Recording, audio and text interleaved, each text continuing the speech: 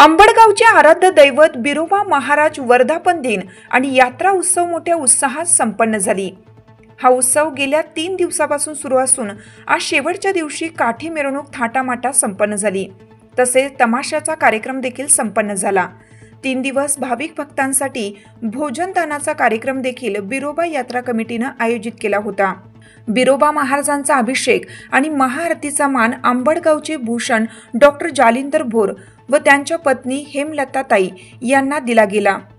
उत्सव संपन्न करण्यासाठी बिरोबा यात्रा कमिटी, ग्रामपंचायत अंबड तसेच तरुण मित्र मंडळ अंबड यांनी अथक परिश्रम घेतले।